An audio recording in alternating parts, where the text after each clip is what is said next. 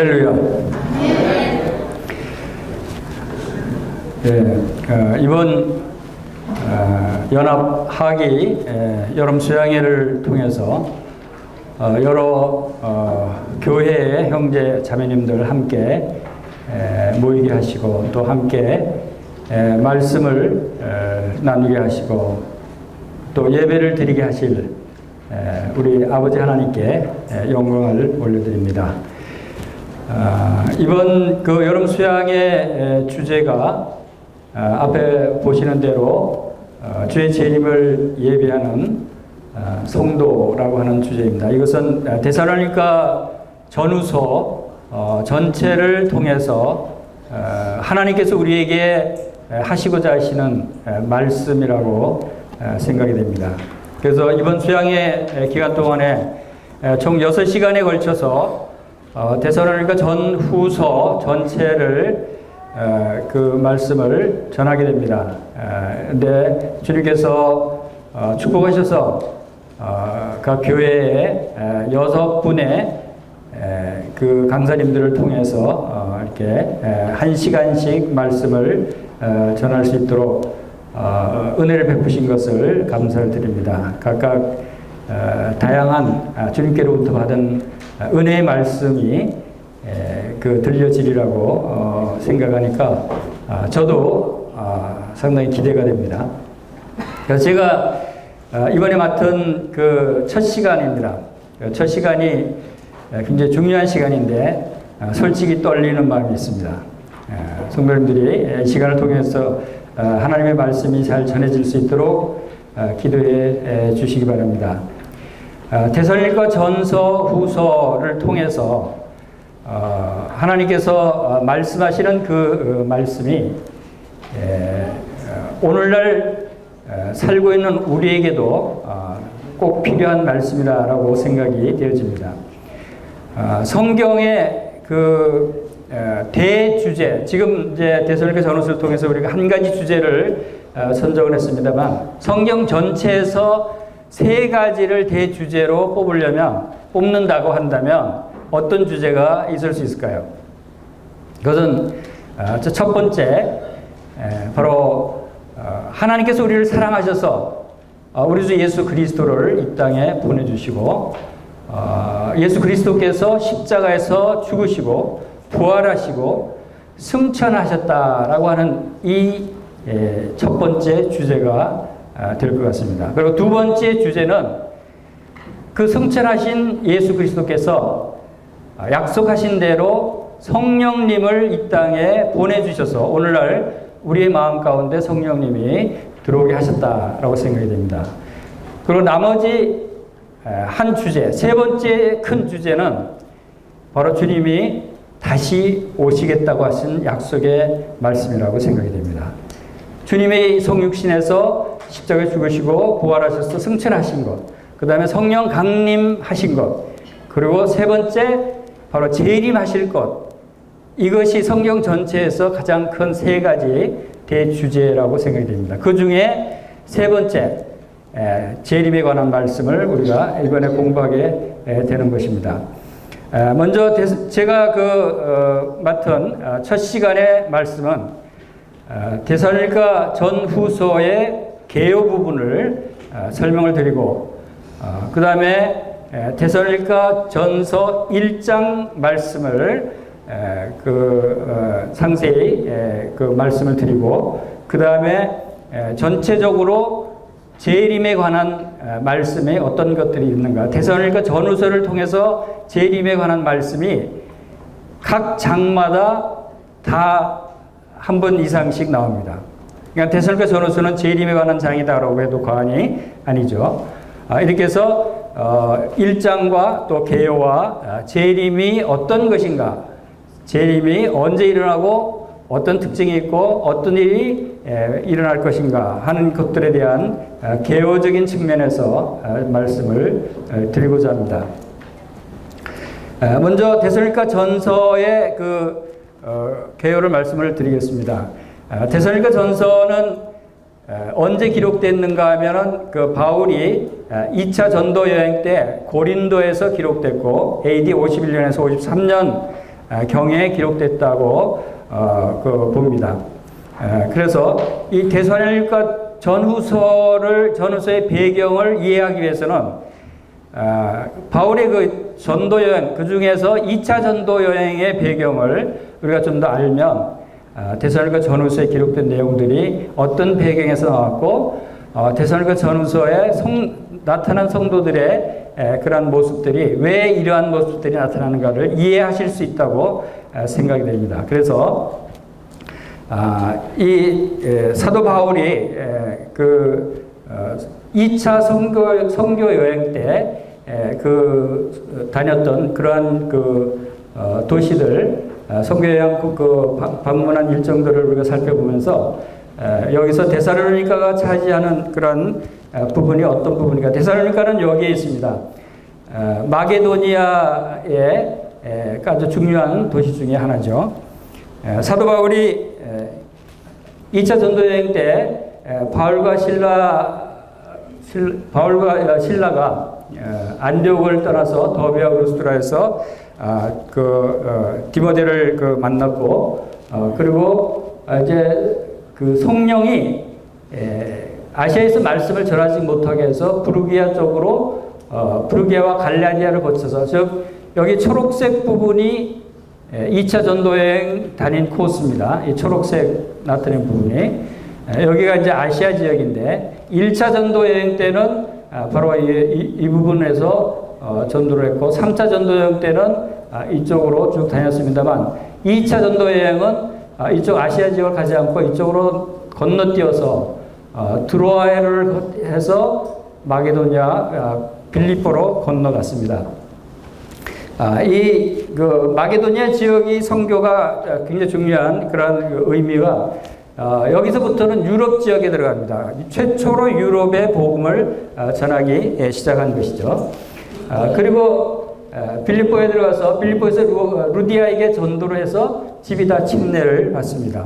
그리고 그 점치는 여자에게 귀신이 들려서 귀신의 힘으로 점을 치는 여자의 귀신이 나오게 해서 고쳐줬어요. 그랬더니 그 귀신 들린 여자 주인이 그 점치는 여자가 돈을 벌어 왔는데 귀신이 나가버렸으니까 이제 유용한 점을 못 치죠. 그러니까 이제 돈 벌 길이 막혔다고 화가 나서 사도 바울 그 일행을 고소를 해서 감옥에 집어넣습니다. 귀신이 나가게 해서 고쳐졌는데 감옥에 가게 된 거죠. 그래서 간 감옥이 어디냐면 바로 그 유명한 빌립보 감옥이에요. 빌립보 감옥에 투옥돼서 하나님께서 이 감옥에 가게 한 이유가 또 있겠죠. 그것이 유명한 빌립보 간수를 구원하게 되는. 그래서 빌립보 감옥에서 매를 맞고 막 그런 고문을 당하고 했지만 그러나 그 감옥 속에서도 바울 일행은 기도하고 찬미했다고 그랬어요. 그랬을 때 놀라운 기적이 일어나서 막 옥터가 흔들리고 옥문이 열리고 빌립보 간수가 놀래서 자결 하려고 하는 그런 사건이 있었죠. 그런데 그 와중에 빌립보 간수는 그 복음을 듣고 구원받고 그 집안이 다 침례를 받는 놀라운 구원의 역사가 일어난 것이 이 빌립보입니다. 그리고 이제 빌립보에서 이제 데살로니가로 건너옵니다. 그래서 최초로 데살로니가의 복음을 전하기 시작한 거죠. 그래서 회당에서 전도해서 데살로니가에서는 굉장히 그 복음 전도의 열매가 많이 맺혔어요. 거기에서 많은 헬라인들과 아주 다수의 귀부인들이 복음 듣고 구원을 받았어요. 그러니까 상당히 아주 좋은 그런 결과들이 나타났는데 막 사람들이 예수님 믿고 막 부흥되니까 이 시기하는 유대인들이 시기해서 이제 그것을 방해합니다. 어떻게 방해했냐면 동네 그 불량배들 아마 지금으로 말하면 조폭들일 거예요. 조폭들을 끌어모아서 막 그 소동을 일으켜서 그 바울 일행을 다 잡아가려고 그러고 그래서 바울이 거하던 야손 집에 쳐들어갔는데 다행히 거기엔 바울이 없었어요. 그러니까 이제 야손과 그 형제들을 붙잡아다가 이제 그 감옥에 집어넣고 이 사람들이 천하를 뒤집으려 하는 자들이다라고 고소를 합니다. 천하를 뒤집으려고 하는 사람들이라는 거예요. 복음을 전하는 사람들은 천하를 뒤집으려고 하는 사람들이에요. 오늘날 우리도 복음을 통해서 천하를 뒤집으려고 하는 거야. 이것은 고소하는 내용이었지만 상당히 좋은, 우리가 볼 때는 좋은 의미로 받아들일 수 있죠. 우리는 이렇게 세상을 뒤집어 버려야 됩니다. 복음과 사랑으로. 그렇죠? 그래서 다행히 이제 바울이는 피해를 빚지 않고 밤에 형제들이 바울을 도망시켜서 보낸 것이 이제 바울과 실라를 베레아로 보냅니다. 그래서 이 데살로니가에서 베레아 지역으로 이제 옮겨가고 베레아에서 또 이제 아덴 지역으로 옮겨갑니다. 그래서 우상이 가득한 아덴 사람들에게 전도를 해서 잘 아는 아덴 사람들의 우상 중에는 알지 못하는 신이라고 써붙여놓은 신도 있었어요.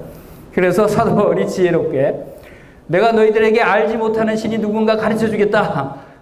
그 알지 못하는 신이 바로 하나님이다. 그 하나님이 우리를 사랑하시고 우리를 위해서 하나님의 아들 예수 그리스도를 구원자로 보내주셨다. 예수를 믿으면 여러분 다 구원받습니다. 이렇게 해서 알지 못하는 신, 그분이 바로 하나님이다 해서 복음을 전한 그 유명한 아덴입니다. 이렇게 해서 그 다음에 아덴에서 고린도로 와서 고린도에서 아굴라와 브리스가를 만나서 말씀을 가르치고 갈리오 앞에서 재판을 받습니다. 바로 여기서 데살로니가 전후서를 기록했어요. 그러니까 이런 과정을 거쳐서 데살로니가 전후서가 기록이 됐다 하는 것입니다. 그래서 데살로니가 전후서의 성도들의 복음과 믿음과 신앙생활과 그들의 핍박과 환난과 그 전후서에 나오는 갖가지 말씀들이 왜 이런 말씀들이었냐는 배경을, 이 과정을 생각을 하시면 우리가 이해를 쉽게 할 수 있겠다 하는 생각을 하게 되는 것입니다. 그래서 이제 그 배경은 그렇게 진행이 됐었고, 그 다음에 이제 그 전체적인 개요를 잠깐 이렇게 짧게 넘어가겠습니다만, 데살로니가 전서에는 첫 번째 이제 인사 부분이 있고, 1장 2절에서 3장 13절 부분에는 성도에 대한 칭찬과 격려 부분이 기록이 되어 있어요. 그래서 성도들 칭찬하고 또 교회를 사랑하고 말씀 사역과 행실을 돌이켜보고 복음으로 하나님의 말씀을 받는 그런 모습들, 그리고 바울이 데살로니가 돌아가지 못한 것을 설명하고 데살로니가에서 행하도록 받은 사명, 그리고 구체적인 기도, 이런 내용들이 이제 됐고, 그 다음에 4장 1절에서 5장 28절 사이에는 실제적인 권면의 내용들이 기록이 되어 있습니다. 그래서 하나님의 뜻을 이루는 거룩함, 형제 사랑, 또 외인들에게 행하는 단정히 행하는 것들, 믿는 자들 위로하는 소망과 부활과 휴거, 이게 이제 재림시에 나타날 일들이죠. 그리고 재림을 대비하고 때와 시기에 관한, 재림에 관한 시기에 관한 기록이 있고, 성도들에게 주는 권면, 우리가 잘 아는 항상 기뻐하고 쉬지 말고 기도하고 범사에 감사하라는 말씀이 바로 여기에 나오는 것입니다. 이런 말씀들이 우리가 그 사도 바울이 2차 전도여행 때 전도여행 하면서 많은 핍박과 어려운 가운데 복음을 전하고, 또 데살로니가 성도들도 그런 핍박과 어려운 가운데 복음을 믿고 신앙생활하는 그런 과정 속에서 항상 기뻐하라, 쉬지 말고 기도하고 범사에 감사하라, 이런 말씀이 주어진 거예요.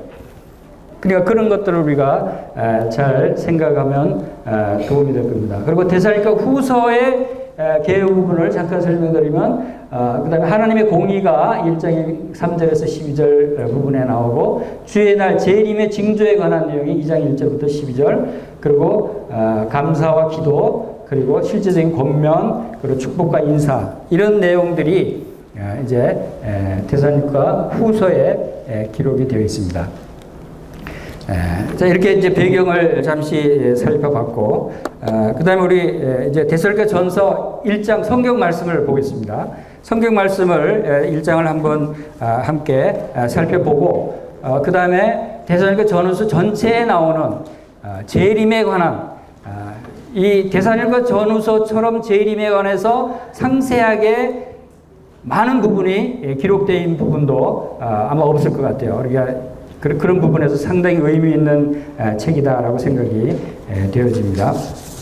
우선 데살로니가 전서 1장 말씀을 함께 보겠습니다. 1장 1절은 인사죠. 하나님 아버지와 주 예수 그리스도 안에 있는 데살로니가 교회에 편지한다고 하는 그런 내용이 시작이 됩니다. 그래서 먼저 저도 형제님들께, 형제 자매님들께 인사 말씀을 드리겠습니다. 하나님 아버지와 주 예수 그리스도 안에 있는 노량진 교회와 또 서울 동북교회와 이태원 교회와 영등포 교회 모든 성도님들께 은혜와 평강이 영원히 함께 하시기를 축원합니다. 아멘. 그 다음에 2절, 3절 한번 같이 크게 읽어보도록 하겠습니다. 시작.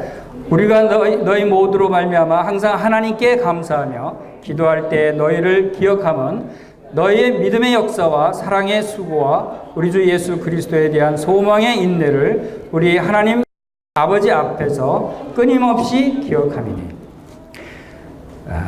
사도 바울은 데살로니가 교회를 상당히 칭찬하는 말부터 시작을 합니다. 사실 나중에 또 설명이 되겠지만 데살로니가 교회처럼 책망이 적은, 물론 이제 전혀 없는 건 아닙니다. 책망이 적은 성경이 없습니다. 그것은 뭘 의미하냐면 데살로니가 교회가 가장 모범적인 교회였다는 것을 알 수가 있어요. 오늘날 우리들이 성경에 나와 있는 초대교회 교회 중에서 어느 교회가 가장 모범적이고 우리가 닮아가야 할 교회인가라고 생각할 때 어느 교회라고 생각되십니까? 예, 데살로니가서를 미리 이렇게 읽어오시고 공부해 오신 분들이라 잘 아십니다. 데살로니가 교회가 우리가 본받아야 할 가장 모범적인 교회다라고 생각이 되어집니다. 그것이 여러 가지 이제 이유가 나옵니다만, 특별히 그들이 이러한 그 모범적인 그러한 모습의 신앙생활을 하게 된 근본적인 원인이 어디에 있었는가를 생각해 봤어요. 그것은 바로 우리의 주제와 마찬가지로 그들이 재림 신앙 가운데 살고 있었다는 거예요. 재림을 예비하고 기다리는 삶이 얼마나 중요한가. 우리의 삶을 바꿔버리는 거예요. 그런 의미에서 상당히 재림이 중요하게 강조되는 부분이라고 생각이 됩니다. 자, 여기서 사도 바울이 감사하면서 기도하는 내용이 세 가지가 있습니다. 그것은 믿음의 역사와 사랑의 수고와 소망의 인내를 강조하고 있어요. 믿음과 사랑과 소망, 우리가 많이 듣던 말이죠. 그러나 고린도전서나 또 다른 많은 다른 부분의 성경에서는 믿음, 사랑, 소망이라는 단어를 주로 사용했지 여기처럼 믿음의 역사와 사랑의 수고와 소망의 인내라고 이렇게 표현하지는 않았어요. 그래서 굉장히 중요하다고 생각이 됩니다. 자, 먼저 믿음의 역사가 뭡니까? 믿음의 역사라고 하는 것은 믿음의 행위를 말하는 거예요. 그러니까 믿음의 행실, 행위라는 뜻입니다. 우리가 믿음이 있다고 하지만 그 행위나 행실에서 그런 것들이 믿음의 모습이 나타나지 않으면 그 문제가 있는 거예요.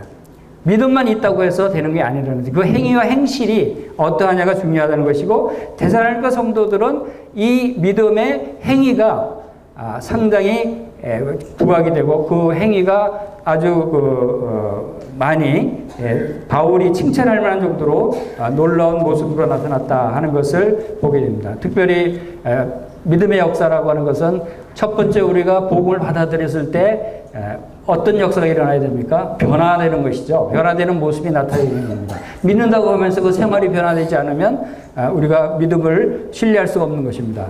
그러나 특별히 이때 당시는 사도 바울이 복음을 전할 때는 얼마나 많은 핍박이 있었어요. 사도 바울 자신도 매를 맞고 저기 루스디아 1차 전도 여기 때는 돌에 맞아서 죽었었어요. 죽었다 살아났다고. 물론 이제 사람들이 생각할 때는 죽었어요. 그래서 내다 버렸어요.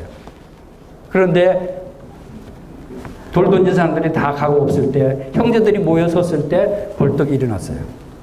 하나님이 살려주셨다고 생각이 됩니다. 죽었다고 버린 사람이 벌떡 일어났어요. 얼마나 놀라운 일입니까?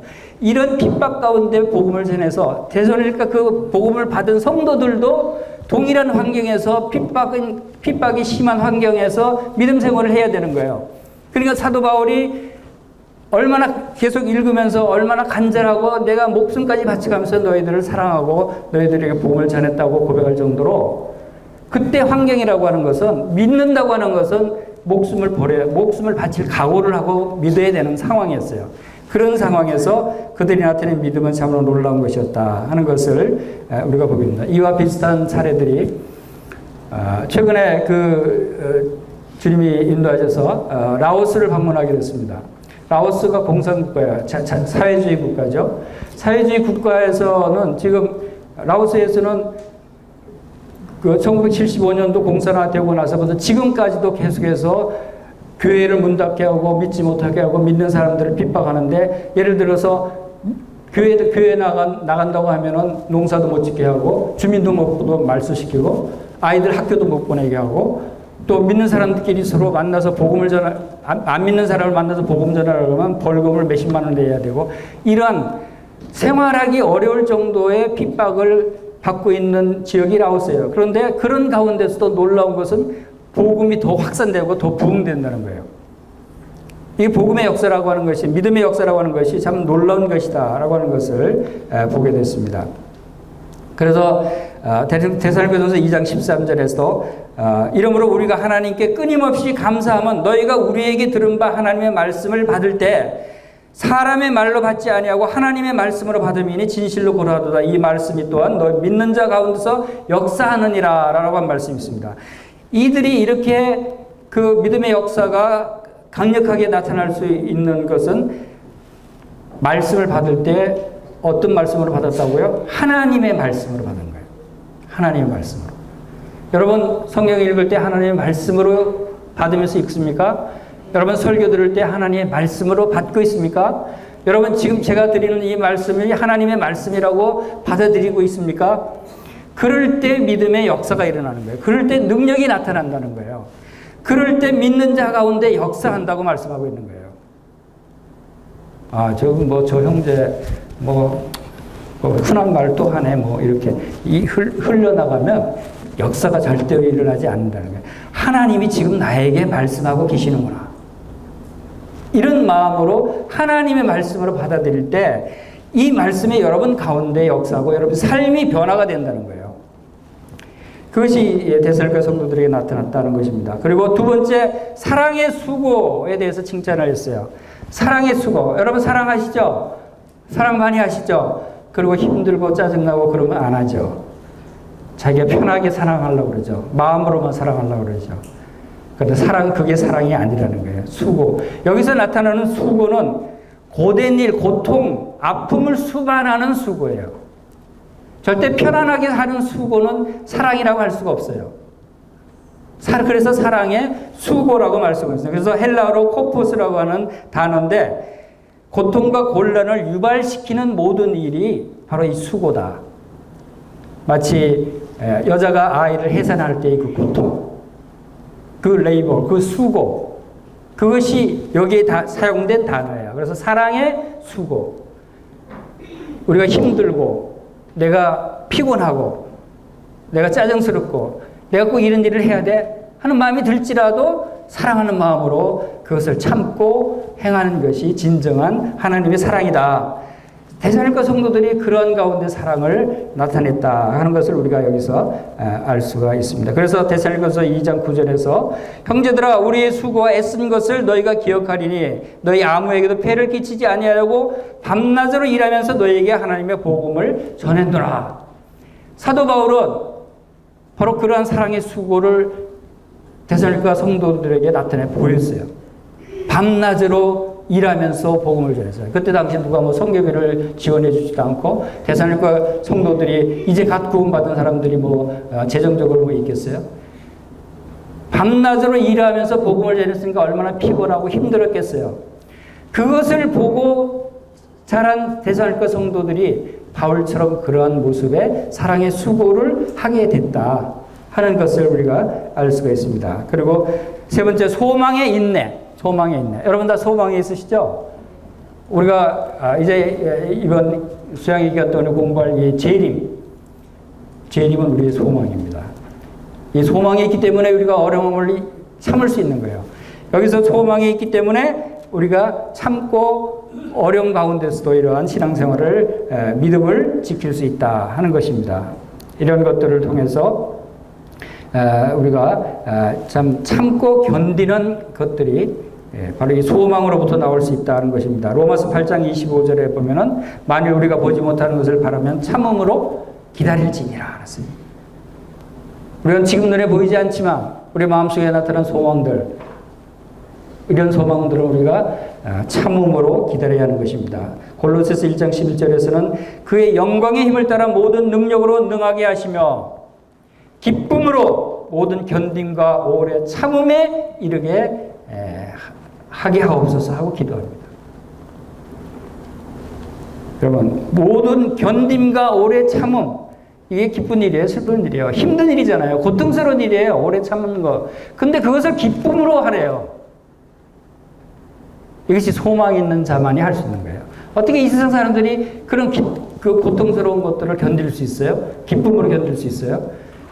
믿음이 없는 사람은 그렇게 할 수가 없어요. 소망이 없는 사람은 기쁨으로 그런 것들을 견디고 참을 수 없는 거예요. 우리에겐 소망이 있는 거예요. 주님이 다시 오신다고 하는. 자, 이제 1장 4절 보겠습니다. 4절에서는 하나님의 사랑하심을 받은 형제들아 너희를 택하심을 아노라. 택하심을 아노라. 하나님께서 여러분들을 택하심을 안다는 거예요. 데살로니가 성도들이 그렇게 어려운 가운데서도 믿음의 역사와 사랑의 수고와 소망의 인내를 나타내 보인 것은 하나님이 그들을 택하셨기 때문에 그들이 그렇게 능력 있는 삶을 살 수가 있었다 하는 것입니다. 여러분들도 하나님이 택하셨습니다. 여기 참석하신 모든 분들은 다 하나님이 창세 전에 여러분들을 택하셨습니다. 비록 아직 구원의 확신이 없는 분이 있다 할지라도 저는 그분도 하나님이 창세 전에 택하셨다고 믿습니다. 여러분들이 믿게 될 거예요. 그러나 하나님은 우리를 창세전에 택하셨습니다. 왜 택하셨냐면 그 아들의 형상을 본받게 하기 위해서, 그 아들 예수 그리스도의 형상을 담게 하기 위해서 우리를 정하셨고, 또한 정하신 우리를 그리스도 안에서 부르셨다고 그랬어요. 또한 부르신 우리를 그리스도 안에서 의롭다함을 얻게 하셨어요. 또한 의롭다함을 얻게 하신 우리들을 그리스도 안에서 영화롭게 하셨다 그랬어요. 하나님은 창세전에 우리를 정하시고 택하셔서 이 놀라운 우리를 영화롭게 하기에 이르는 이 놀라운 과정들을 처음부터 끝까지 계속해서 우리를 떠나지 아니하시고 우리를 지키시고 은혜 가운데 그 일을 이루어 가신다 하는 것입니다. 이런 것들을 우리가 생각할 때 얼마나 감사가 되는지 모릅니다. 5절 보겠습니다. 1장 5절 이거 같이 한번 읽어보겠습니다. 시작. 이는 우리 복음이 너희에게 말로만 이른 것이 아니라 또한 능력과 성령과 큰 확신으로 된 것입니다. 우리가 너희 가운데서 너희를 위하여 어떤 사람이 된 것을 너희가 아는 바와 같으니라. 복음이, 우리 다 복음을 들었습니다. 우리가 복음을 받아들였습니다. 우리가 받아들인 이 복음이 어떤 복음인가를 우리가 다시 한번 점검해 볼 필요가 있어요. 세 가지를 말씀하고 있어요. 그것은 이 복음은 능력과 성령과 큰 확신으로 됐다. 여러분 복음을 진정으로 받아들이셨다면 여러분들은 하나님의 능력으로 변화가 되어 있어야 됩니다. 이 능력이라는 것은 로마서 1장 16절에서도 말씀하고 있듯이 내가 복음을 부끄러워하지 않는 이 복음은 모든 믿는 자에게 구원을 주시는 하나님의 능력이 됨이라 그랬어요. 모든 믿는 사람에게 구원을 받고 변화시키는 하나님의 능력이 바로 이 복음입니다. 복음을 들었는데도 변화되지 않고 능력이 나타나지 않는다? 그것은 복음의 능력이 없는 거예요. 그리고 두 번째는 성령이라고 그랬어요. 성령. 이 복음을 통해 복음을 듣고 믿었는데 성령이 없다는 것은 말이 안 되는 거예요. 꼭 성령이 임해야 되는 것입니다. 그것이 복음을 받아들인 자의 증거입니다. 여러분 복음을 받아들이고 구원 받으셨습니까? 그러면 여러분 마음속에 성령님이 반드시 들어오시는 거예요. 들어오신 거예요. 여러분이 아직 성령님이 내 안에 있는가 없는가 아직 잘 모르겠다고 하면 복음을 아직 믿지 않은 거예요. 받아들이지 않은 거예요. 복음을 받아들였다 이코르 그것은 성령이 임했다 똑같은 말이에요. 성령이 임하지 않은 복음을 받아들인 사람은 없는 거예요. 우리는 다 같이 성령이 있다는 거예요. 얼마나 놀라요. 하나님의 영이 내 안에 있다는 것은 기가 막힌 일이에요. 기가 막힌 일이야. 하나님이 내 안에 들어오셨다는 거예요. 우리가 다시 한번 생각해 봐야 돼. 내가 얼마나 능력 있고 권능이 있는 사람인가를 다시 한번 생각해 보세요. 내 안에 누가 있어요? 성령님이, 예수님이 내 안에 있어요. 우리는 능력 있는 삶을 살 수 있는 거예요. 그리고 큰 확신으로 됐다. 이러한 믿음.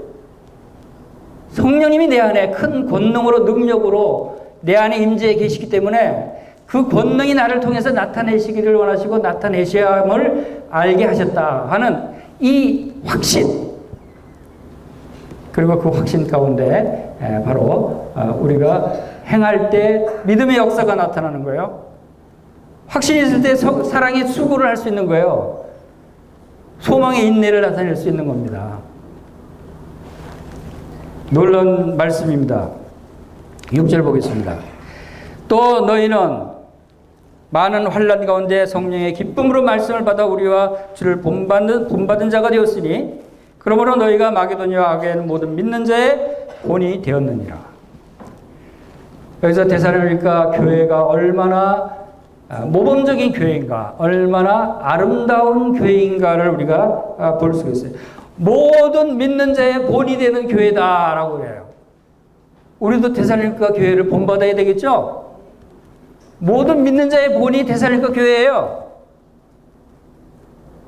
주님이 이번 수양의 데살로니가 전후서를 함께 공부하게 하신 것이 얼마나 놀라운 축복인가를 모릅니다. 모든 교회들이 데살로니가 교회를 본받으라고 이 말씀을 주시는 거예요. 그들이 어떻게 이런 믿는 자의 본이 될 수 있었는가? 뭐예요? 그들이 어떤 상황이었어요? 우리처럼 이렇게 편안하고 풍요롭고 이렇게 모든 것을 즐길 수 있는 이런 환경이었어요? 전혀 그렇지 않아요. 여기에도 말씀하시죠. 너희는 많은 환난 가운데 그들이 성령의 기쁨으로 말씀을 받았다 그랬어요. 우리처럼 하고 이렇게 풍요롭고 먹고 싶은 거 다 먹고 갈 때 다 가볼 수 있고 이런 환경에서 성령의 기쁨이 넘칩니까? 여러분 성령의 기쁨이 넘쳐요? 더 넘쳐야 되겠죠. 환난 중에 있는 사람, 이런 데살로니가 성도들보다 사실은 우리가 더 기쁨이 넘치고 더 충만해야 되죠. 왜냐? 우리 얼마나 더 좋은 환경 가운데 있어요. 하나님이 얼마나 우리를 축복해 주셨어요. 그런데 이런 좋은 환경 가운데 있으면서 오히려 기쁨이 충만하지 못하고 그냥 미지근한 그런 상태에 있는 것이 아닌가 하는 생각이 됩니다. 그런 기쁨으로 말씀을 받아서 우리와 주를 본받는 자들이다. 우리와 주. 우리가 누구예요? 여기서 사도 바울이 등이에요. 바울과 실라, 디모데. 그들을 뭘 본받을 수 있겠어요? 그들이 뭐 권세를 가졌어요? 그들이 많은 돈이 있었어요? 그들이 유창한 웅변가들이었어요? 아니에요. 가만 보니까 맨날 매맞기나 하고 돌 던질 받아서 매맞기나 하고 추방당하기나 하고 쫓겨다니기나 하고 그런 사람들인데 그런 사람들을 어떻게 뭘 본받겠어요? 그런 가운데서도 그들에게는 믿음이 있고 사랑이 있고 소망이 있는 것을 봤어요. 그리고 바로 예수 그리스도께서 다시 오신다는 제일 소망 가운데 목숨을 바쳐서라도 모든 것을 헌신할 수 있는 무언가 가치 있는 것이 그들 안에 있었다는 것을 데살로니가 성도들이 알았어요. 그래서 그들을 본받게 된 거예요. 그리고 주님도 마찬가지죠. 예수님을 본받았어요. 예수님 하늘 보좌의 영광을 버리고 이 땅에 오셔서 얼마나 많은 고난을 당하셨어요. 얼마나 많은 비난과 핍박과 추방을 당하고 죽임을 당하기까지 하는 그런 예수님을 데살로니가 성도들은 본받았다. 우리들 교회도 진짜 이 데살로니가 교회처럼 아름답고 모범적인 교회가 되기 위해서는 초대교회의 사도들을 본받아야 되고 예수님을 본받아야 돼요. 그렇죠? 그래야 이런 모습이 나타날 수 있다 하는 것입니다. 그리고 8절에 보면은 주의 말씀이 너희에게로부터 마게도냐에게만 들릴 뿐 아니라 하나님을 향하는 너희 믿음의 소문이 각지에 퍼졌으므로 우리는 아무 말도 할 것이 없노라. 이미 이 믿음의 소문이 쫙 퍼졌어요. 그래서 사도 바울이 다시 설명하지 않아도 돼요. 우리도 참 노량진 교회 그 교회 참 믿음의 역사와 사랑의 수고와 소망의 인내가 참 좋더라, 대단하더라 하는 소문이 퍼져야 되는 거예요. 그렇죠? 다른 교회들이 다 노량진 교회 성도들 본받고 싶고, 서울 동북교회 성도들 본받고 싶고, 이태원 교회 성도들 본받고 싶고, 영등포 교회 성도들 본받고 싶고, 이 소문이 퍼져야 된다는 거예요. 이제 앞으로 퍼지겠죠. 자, 9절 보겠습니다. 이제 9절, 10절. 이게 마지막 9절, 10절 같이 읽겠습니다. 시작. 그들이 우리에 대하여 스스로 말하기를 우리가 어떻게 너희 가운데 들어갔는지와 너희가 어떻게 우상을 버리고 하나님께로 돌아와서 살아계시고 참되신 하나님을 섬기는지와 또 죽은 자들 가운데서 다시 살리신 그의 아들이 하늘로부터 강림하실 것을 너희가 어떻게 기다리는지를 말하니 이는 장래에 노하시면서 우리를 건지시는 예수시니라.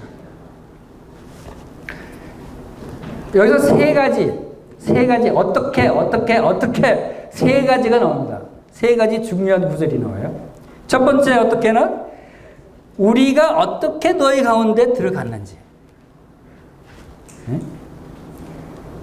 사도 바울 일행들이 어떻게 데살로니가 그 지역에 가서 복음을 전했는지, 왜 갔는지, 어떻게 복음을 전했는지, 무슨 일을 당했는지, 얼마나 핍박 가운데, 어려운 가운데서도 그런 일을 행했냐 하는 것을 알 수 있는 것이죠. 두 번째는 너희가 어떻게 우상을 버리고 하나님께로 돌아와서 살아계신 참되신 하나님을 섬기는지. 데살로니가 교회 성도들은 믿지 않았을 때는 많은 우상을 섬기고 그랬습니다. 그런데 그들이 복음을 듣고 이제 그들이 섬기던 우상들을 다 버리고 하나님께로 돌아왔습니다. 그리고 살아계시고 참되신 하나님이라고 했어요. 왜? 그들이 섬기던 우상은 살아있는 우상들이 아니었어요. 죽은 우상들이었어요. 하나님께로 돌아온 사람들은 특징이 있어요. 전에 가지고 있던 것을 다 버린다는 거예요. 복음서의 제자들이나 사도행전에 있는 제자들 특징이 뭔가 하면 예수님을 믿고 나서 예수님을 따르기 시작하면서 가지고 있던 모든 것을 다 버렸다 하는 겁니다. 베드로가 그랬고 요한이 그랬고 세리마트도 그랬고 사도 바울도 그랬어요. 예수님 만나고 나서는 다 버렸어요. 왜? 예수님이 가장 중요하니까, 가장 귀한 보이니까, 예수님만큼 가치 있는 것이 이 세상에 아무것도 없다는 것을 그들이 깨달았으니까. 그것이 복음을 받아들인 자의 믿음이에요. 그리고 세 번째, 그의 아들이 하늘로부터 강림하실 것을 너희가 어떻게 기다리는지를 말하니, 이게 중요한 주제죠, 이번에. 하늘로부터 강림은 예수님이 내가 가서 너희를 처소를 예비하러 가느니 내가 가서 처소를 예비하면 내가 다시 와서 너희를 나 있는 곳으로 데리고 가서 나와 함께 있게 하겠다. 이런 말씀하셨어요. 주님이 약속하셨어요. 내가 다시 오겠다. 주님이 다시 오시겠다고 하는 약속은 성경의 복음에 대한 말씀 다음으로 많은 말씀이 주님의 재림에 관한 말씀이에요. 그런데 여기서 우리가 이제 또 장래 노하심에서 우리를 건지시는 예수시니라 하는 말씀이 있습니다.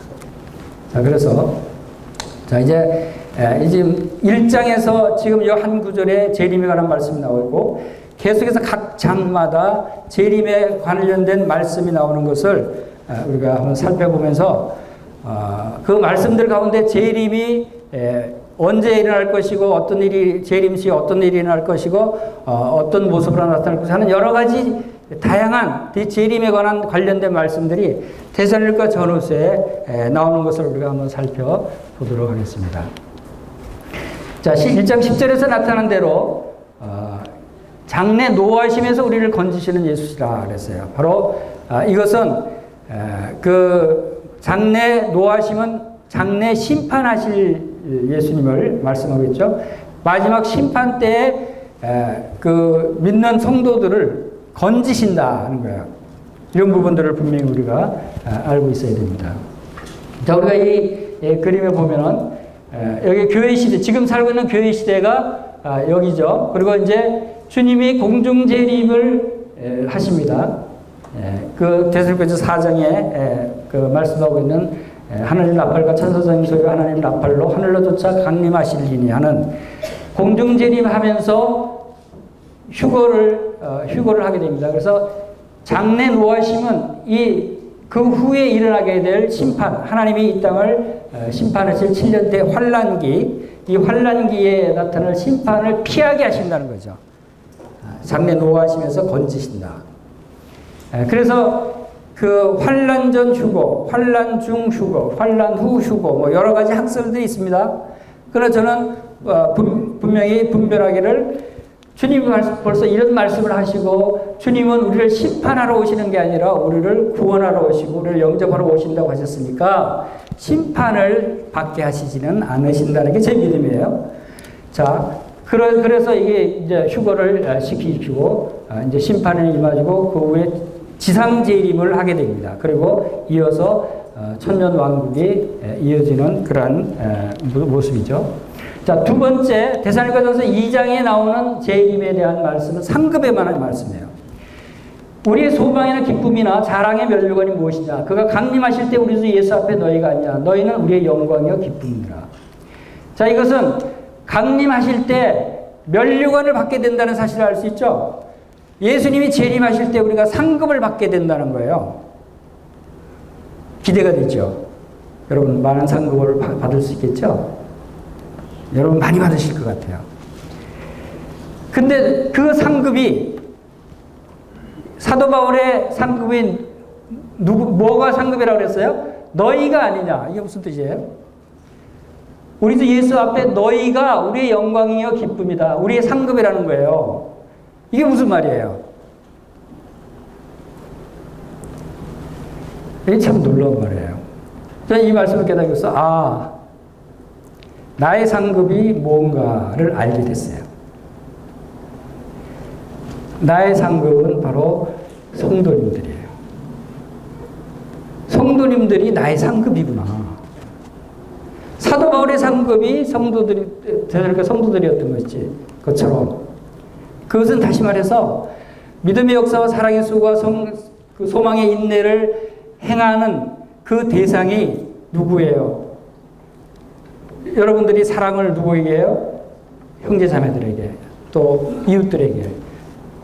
여러분 이 소망의 인내 참고 견디고 하는 것이 누구에 대해서 참고 견디는 거예요? 우리의 이웃들에게, 가족들에게 참고 견디는 성도들에게. 그렇게 참고 견디고 사랑을 베풀어주고 해서 그 형제 자매 혹은 이웃 가족들이 믿음 안에서 잘 성장하게 하고 그들을 도와주고 그들을 위해서 내가 목숨이라도 바칠 정도로 수고로 일을 한 결과 주님이 재림하실 때 그분들이 나의 상급이라는 거예요. 그분들이 사도 바울의 상급이라는 거예요. 주님은 그분들을 통해서 사도 바울에게 영광과 기쁨을 주는 면류관을 주신다는 거예요. 여러분들이 사랑을 많이 베푸시기 바랍니다. 수고롭지만 그 사랑을 베푸는 그 대상이 여러분의 상급이에요. 교회를 위해서, 형제 자매를 위해서, 가족들을 위해서 헌신하고 베풀고 구제하고 도와주고 내가 비록 피곤하고 힘들지만 그렇게 함으로써 하나님이 그 영혼들을 통해서 영광을 받으시고 나중에 주님이 재림하실 때 그것이 우리의 면류관이 된다는 거예요. 그분들이. 우리가 왜 사랑해야 되는지, 왜 구제하고 봉사해야 되는지 이제 이유를 알 것 같아요.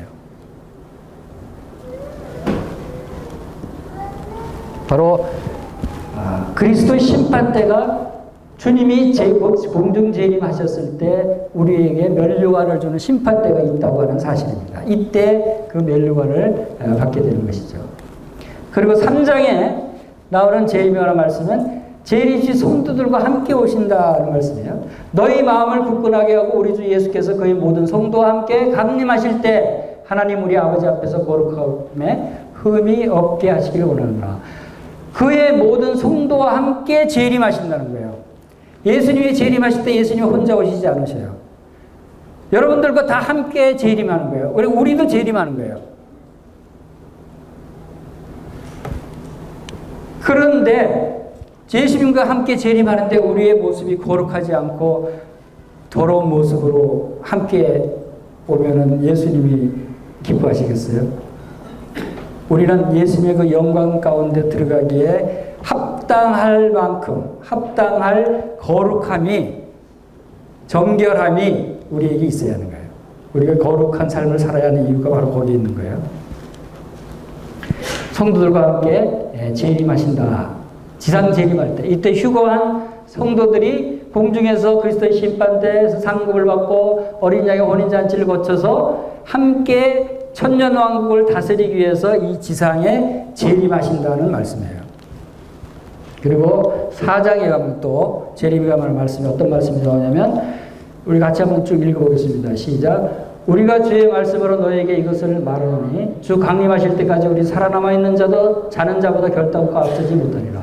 주께서 호령과 천사장의 소리와 하나님의 나팔로 치니 하늘로 쫓아 강림하시리니 그리스도 안에서 죽은 자들이 먼저 일어나고 그 후에 우리 살아남은 자도 저희와 함께 구름 속으로 끌어올려 공중에서 주를 영접하게 하시리니 그리하여 우리가 항상 주와 함께 있으리라. 그러므로 이 여러 말로 서로 위로하라 하고 여기서 그리스도 안에서 죽은 자들이 먼저 일어난다. 죽은 자들이 일어난다는 것은 무덤에서 부활한다는 것이죠. 부활하고 그때 죽지 않고 살아남은 자, 우리가 살아있을 때 주님이 재림하시면 우리가 그대로 살아있는 채로 공중으로 끌어올려져서 공중에서 주님을 영접한다는 거예요. 이 육체로는 중력 때문에 올라가지 못하죠. 근데 그때는 중력이 전혀 영향을 받지 않는 영의 몸으로 변화돼서 공중으로 올라가는 것이 휴거다 하는 것을 우리가 잘 알 수 있죠. 그리고 5장 보겠습니다. 재림이 언제 주님이 재림하실까가 5장에 나와 있어요. 재림의 시기에 대해서 같이 한번 읽어보겠습니다. 시작. 형제들아 때와 시기에 관하여는 너에게 쓸 것이 없음은 주의 날이 밤에 도둑같이 이룰 줄을 너희 자신이 자세히 알기 때문이라. 그들이 평안하다 안전하다 할 그때 임신한 여자에게 해산의 고통이 이름같이 멸망이 갑자기 그들에게 이르느니 결코 피하지 못하리라. 형제들아 너희는 어둠에 있지 아니하며 그날이 도둑같이 너에게 임하지 못하리라. 여러분은 주님이 언제 재림하실지 알 것 같아요? 모를 것 같아요?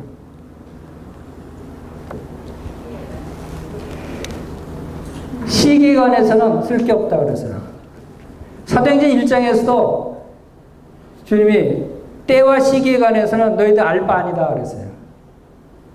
관심을 두지 말아라. 때와 시기에 관해서는.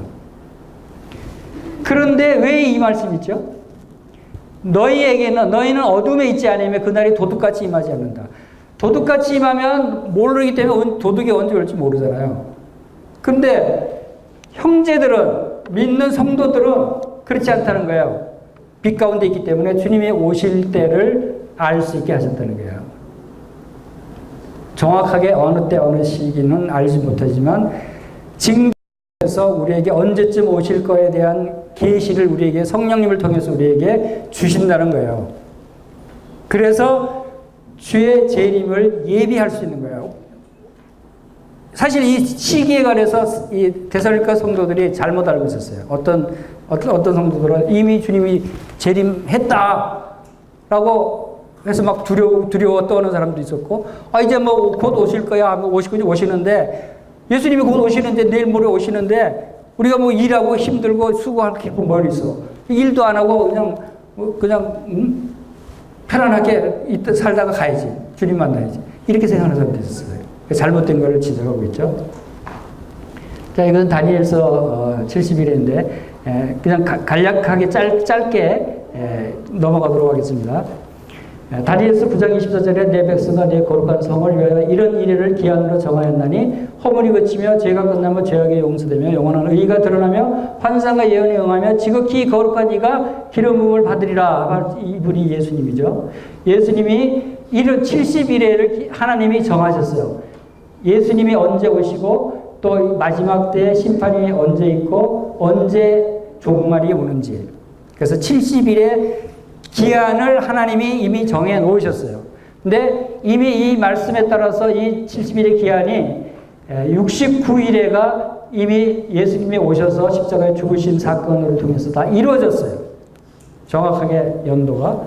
그 다음에 이제 교회 시대가 있고 나머지 한 일회가 남았는데 이 한 일회가 바로 여기 다니엘서 70분째 일회가 남아있는데 이것을 우리가 7년 대환란기일 것이다 라고 보는 것입니다. 그리고 그때 지상재림을 한다는 것입니다. 이러한 계시를 성령님을 통해서 우리에게는 주시는 거예요. 우리는 어느 정도 이런 것들을 예측할 수 있는 거예요. 주님께서 말씀하신 대로. 그 다음에 재림시 또 우리를 보존해 주신다는 말씀이 데살로니가서 5장 23절 24절에 읽어보겠습니다. 시작. 평강의 하나님이 친히 너희를 온전히 거룩하게 하시고 또 너희의 온 영과 온과 몸이 우리 주 예수 그리스도께서 강림하실 때 흠없게 보존되기를 원하노라. 너희를 부르시는 이는 믿으시니 그가 또한 이루시리라. 우리의 온 영과 온과 몸이 강림하실 때 흠없게 보존되기를 원하시겠죠? 주님과 함께 하기 위해서는 그 영광 가운데 들어가기 위해서는 우리가 흠이 있어서는 안 되겠죠? 근데 걱정되죠? 지금 자신 꼬라지를 돌아보니까 이거 영 거기에 들어갈 자격이 없는 것 같이 보여요. 그러나 감사한 것은 너희를 부르시는 믿으시니 그가 또 이루시라. 뭘 이루시는 거예요? 이건 우리를 흠없게 보존되기를 이루시는다고 약속하셨어요. 얼마나 감사해요. 지금 내 모습이 그런 꼬라지지만 그러나 주님께서 우리를 영광스러운 주님의 영광에 들어가기에 합당한 모습으로 우리를 변화시켜 주신다는 것입니다. 여기서 길게 말씀드리지는 못하고 자, 심판. 재림시는 심판이 있다. 그러니까 데살로니가 전후서는 놀라워요. 재림에 관해서 모든 말씀이 다 있어요. 여기에. 재림시에 심판이 있을 것이다 하는 것이고 환난을 받는 너에게는 우리와 함께 안식으로 갚으시는 하나님의 공인이 주 예수께서 자기의 능력으로 천사들과 함께 하늘로부터 불꽃 가운데 나타나실 때 하나님을 모르는 자들과 우리 주 예수의 복음에 복종하지 않는 자들에게 형벌을 내리시리니 그랬어요. 이런 자들은 주의 얼굴과 그 힘의 영광을 떠나 영원한 멸망의 형벌을 받으리로다. 주님이 능력의 천사들과 함께 불꽃 가운데 나타나실 때 이 세상을 심판하러 재림하실 때 이런 부분들이 바로 여기에 든 부분이죠. 주님이 이 땅을 심판하십니다. 어떤 심판들이 있습니까? 여러분 강력한 지진 이런 말씀들이 있지만 7봉인 7년대 환란 기간 동안에 세 가지 심판 중에서 7봉인 심판에는 바로 이런 세상을 정복하는 능력, 전쟁, 기근, 온역, 큰 지진 이런 심판들이 있을 것을 말씀하고 그 다음에 7 나팔 심판이 있어요. 두 번째로 7 나팔 심판에는 땅의 3분의 1이 타버리고 바다의 3분의 1이 피가 되고 물의 3분의 1이 독으로 얼었으니까 태양과 별의 3분의 1이 어두워지고 황충으로 섰던 사람 3분의 1이 죽임을 당하고 이런 이런 멸망의 심판이 임할 것을 말씀하시고 또 7 대접 심판이 있어요. 7년 대환란 기간 동안에 그 7년 기간 동안에 이 엄청난 심판의 재앙들이 나타난다고 하는 것입니다. 독한 헌대가 나고 바다가 피로 변하고 강이 피로 변하고 태양으로 인한 심판, 암흑과 고통과 종기, 유브라데 강이 마르고 대지신 큰 우박을 얼마 전에 조그만한 주먹만한 공만한 우박이 이태리에 떨어졌대요. 근데 마지막 때에는 사람만한 우박이 떨어진대요. 사람 우박이 그렇게 떨어지면은 맞는 사람 다 죽죠.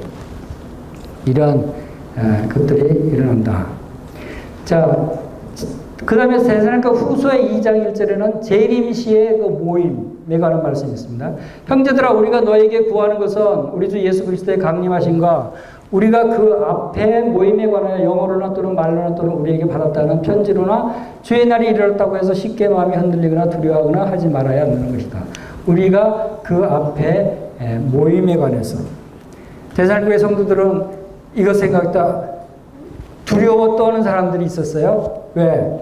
자기 꼬라지를 보니까 이거 주님 보시면 심판받을 것 같거든요. 믿음이 없는 거죠. 이런 모습들이 있다. 그리고 마지막으로 재림의 징조에 관한 말씀들이 데살로니가후서 2장 3절 4절에 나옵니다. 누가 아무렇게 하여도 너희가 미혹하지 말라. 먼저 배도하는 일이 있고 저 불법의 사람 곧 멸망의 아들이 나타나기 전에 이러지 아니하리니. 불법의 사람이라고 했어요. 멸망의 아들이라고 했어요. 그는 대적하는 자라. 신이라고 불리는 모든 것과 숭배를 받는 것에 대항하여 그 위에 자기를 높이고 하나님의 성전에 앉아 자기를 하나님이라고 내세우느니라. 하나님의 성전에 앉아서 하나님이라고 내세우는 적 그리스도. 마귀, 사탄 마귀, 7년째 환란 동안에 이 세상을 지배할 그 사람에 대한 예언이 데살로니가 후서에 나와 있어요. 그런데 하나님의 성전에 앉아서 한다는 거예요. 하나님의 성전이 지금 없어요. 그러면 이 말씀이 이루어지기 위해서는 하나님의 성전이 세워져야 되죠. 그래서 하나님의 성전이 지금 지어질 준비가 되고 있어요. 이스라엘에. 여기 사내들인 공의가 이스라엘에 트럼프와 푸틴에게 제3성전 재건을 요청했다는 뉴스가 있었습니다. 이제 본격적으로 진행되는 거예요.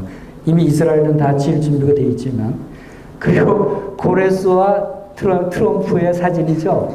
고레스는 성전 재건이라는 명령을 내린 왕이었고, 이제 오늘날 트럼프가 이스라엘의 성전을 재건하라라고 명령을 내렸으면 좋겠다는 거예요.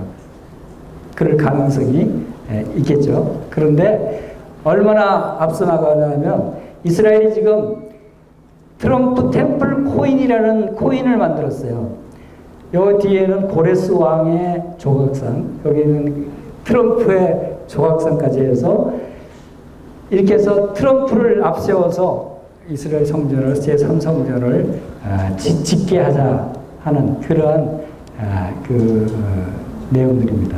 우리가 지금 이 시기가 어느 때쯤인가 하는 것을 하나님이 이 세상을 창조하시고 또 에덴 동산을 창설하시고 아담과 아브라함까지 한 2000년이 흘렀어요. 그리고 이제 아브라함에서 다윗 왕까지가 한 1000년. 이스라엘 백성들을 통해서 이제 하나님께서 예수 그리스도를 보내주셔서 예수 그리스도까지가 2000년, 4000년이 지금까지 흘러갔어요. 그리고 예수님이 승천하시고 난 다음에 이제 교회 시대가 지금 성령 강림을 통해서 교회 시대가 되었어요. 지금 역사는 여기까지 와 있어요. 하나님이 창세부터 지금까지 이루어 오신 역사가 현재 여기까지 왔어요. 앞으로 어떤 일이 일어날까요? 앞으로 어떻게 그림이 그려질까요? 이것이 제가 성경 말씀에 의해서 그림을 그려봤어요. 주님이 이제 재림하신 때가 됩니다. 교회 시대가 끝나면. 그리고 7년대 환란이 이어지고 지상 재림을 하시게 되고 천년 왕국이 일어나게 되고 이제 마지막 심판이 있게 되고 불신자들은 불못으로 들어가고 이제 천국의 영원한 일선성으로 올라가게 되는 겁니다. 그 다음에 하나님께서 이스라엘 백성들과의 관계에서 계속해서 제사를 통해서 하나님 이스라엘 백성들과 만났고 돌담을 쌓아서 그 다음에 성막을 짓게 하고 성전을 짓게 했어요. 솔로몬 성전. 그 다음에 솔로몬 성전이 무너지고 나서 제2성전 지어졌어요. 하나님은 꼭 성전이 있어야 이스라엘 백성들과 만날 수가 있었어요. 그런데 오늘날 성전이 없죠. 그럼 하나님은 백성들과 만날 수 없나요? 오늘날은 교회를 통해서 성령을 통해서 예수님이 성전 대신 예수님 안에서 성령 안에서 우리가 교회가 하나님의 성전이라는 거죠. 그리고 이제 데살로니가서 2장 4절 말씀대로 바로 자기를 높여 하나님의 성전인데 자기를 하나님이라고 내세우니라 하는 이 말씀이 성취되기 위해서 지어질 제3성전이 지어질 것이다. 이게 이제 곧 지어질 거라는 거죠. 그 다음에 또 천년 왕국 때 지어질 에스겔 성전이 있을 것이다 하는 것입니다. 그리고